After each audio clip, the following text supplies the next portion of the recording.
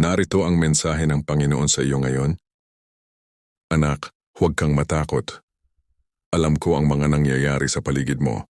Nakikita ko ang mga bagay na gumugulo sa iyong isip, ang mga balitang nagbibigay sa iyo ng pangamba, at ang mga sitwasyong hindi mo alam kung paano haharapin.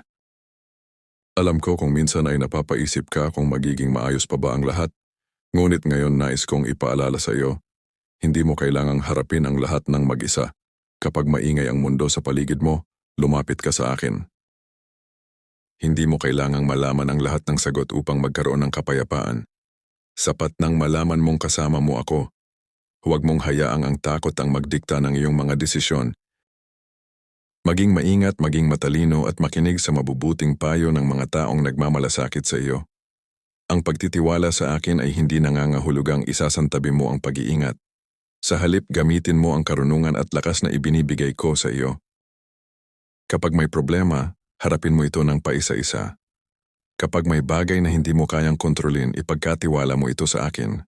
Gawin mo ang iyong makakaya para sa mga bagay na nasa iyong kamay at huwag mong ubusin ang iyong lakas sa mga bagay na hindi mo kayang baguhin. Anak, huwag mong kalimutang may kapayapaan na maaaring matagpuan kahit sa gitna ng kaguluhan. Maaari kang manalangin kahit natatakot ka.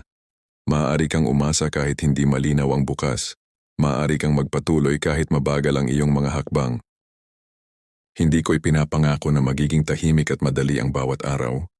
Ngunit ipinapangako kong hindi kita pababayaan sa mga araw na mahirap. Kapag nanghihina ka, lumapit ka sa akin.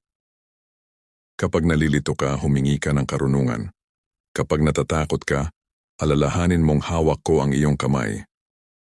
Kaya anak, tumingin ka sa akin at huwag lamang sa kaguluhang nasa paligid mo.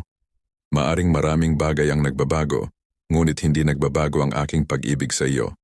Maaring hindi mo alam ang mangyayari bukas, ngunit alam ko ang daang iyong tatahakin. Maaring may mga bagay na hindi mo kayang kontrolin, ngunit maaari mong ipagkatiwala sa akin ang iyong puso at mga alalahanin, kaya huminga ka ng malalim, manalangin ka. Maging maingat. Kumapit ka sa mga taong nagmamahal at sumusuporta sa iyo. At pagkatapos humakbang ka ng may pananampalataya, huwag kang matakot anak. Hindi man malinaw ang lahat ngayon, hindi ibig sabihin na wala ng pag-asa. May aking biyaya para sa araw na ito, may lakas para sa bawat hakbang, at may pag-asa para sa bukas. Kasama mo ako. Huwag kang matakot. Huwag kang matakot sapagkat ako'y sumasa iyo. Huwag kang mangamba sapagkat ako ang iyong Diyos. Palalakasin kita at tutulungan kita. Isaiah 41 daw, Tario, chapter 10. Type Amen.